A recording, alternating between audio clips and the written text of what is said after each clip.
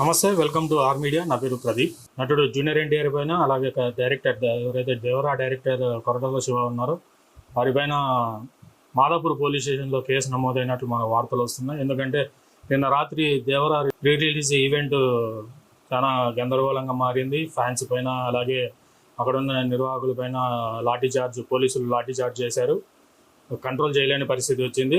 అక్కడ మొత్తం సామాగ్రి ఎక్కడైతే జరగాలి ప్రీ రిలీజ్ ఈవెంట్ దేవరాకు సంబంధించి నోవాటల్ దగ్గర మొత్తం దానికి సంబంధించి ఏవైతే అద్దాలు, ఫర్నిచర్లు, లోపల ఉన్న సామాగ్రి మొత్తం ధ్వంసమైనట్టు తెలుస్తుంది. దీనిపైన నిర్వాహకులు ఎవరైతే నోవాటల్కి సంబంధించిన నిర్వాహకులు CCTV ఫుటేజ్ పరిశీలిస్తున్నారు. దానికి సంబంధించి ఎవరైతే ధ్వంసం చేశారో వాళ్ళ మీద కేసు, అలాగే దీనికి బాధ్యత వహించాలని ఎన్టీఆర్కి, అలాగే మూవీ డైరెక్టర్ కొరటాల శివకి పైన కేసు నమోదు చేస్తున్నట్లు ఇన్ఫర్మేషన్ వస్తుంది.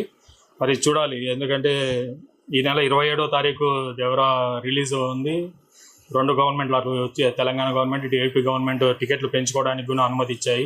డైరెక్టర్ కొరటాల శివ, అలాగే నటుడు జూనియర్ ఎన్టీఆర్ పైన కేసు నమోదు చేయాలని వాళ్ళు భావిస్తున్నారు. దీనిపైన మరి చర్చిస్తారా, లేదంటే నష్టపరిహారాన్ని చెల్లిస్తామని ముందుకు వస్తారా? దీన్ని శ్రేయాస్ మీడియాకు సంబంధించిన ఒక ఈవెంట్ ఆర్గనైజేషన్ ఈవెంట్ని నిర్వహించాలని చూసింది. నిన్న క్రౌడ్ని కంట్రోల్ చేయలేము, మా చేత దాటిపోయిందని పోలీసులు చెప్పడంతో సెక్యూరిటీ ఇష్యూస్ వస్తాయని తెలిసి ఈవెంట్ని రద్దు చేశారు నిన్న. దీనిపైన జూనియర్ ఎన్టీఆర్ రాత్రి ట్విట్టర్లో తనకు సంబంధించిన ఫ్యాన్స్కి సంబంధించి వీడియోని కూడా రిలీజ్ చేశారు. అపాలజీస్ చెప్తూ, నాకు చాలా బాధాకరంగా ఉంది, మీకంటే నాకు పెద్ద బాధాకరంగా ఉంది, ఇది ఇలా జరగకూడదు, దీనిని ఈవెంట్ మేనేజ్మెంట్ని కానీ మిగతా వాళ్ళని కానీ నిందించడం సబబు కాదు, దయచేసి దీన్ని తప్పుగా అర్థం చేసుకోకండి అని ఎన్టీఆర్ నిన్న రాత్రి ట్విట్టర్ ద్వారా, తన ట్విట్టర్ హ్యాండిల్ ద్వారా వీడియో రిలీజ్ చేయడం జరిగింది. చూడాలి మరి ఈ నోవాటల్ వాళ్ళకు సంబంధించి మాదాపూర్లో కేసు రిజిస్టర్ చేస్తారా, లేదంటే చర్చలతో సద్దుమని ఇస్తారా ఈ వివాదాన్ని. అక్కడైతే భారీగా నష్టం జరిగిందని తెలుసు. అది ఎందుకంటే 5 star 3 star hotel, Novotel hotel, దానికి దేశం మొత్తం మీద చాలా బ్రాంచెస్ ఉంటాయి.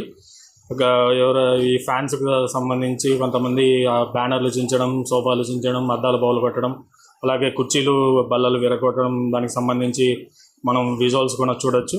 దీని గురించి మరి ఎవరు ముందుకు వచ్చి మాట్లాడతారనేది చూడాలి.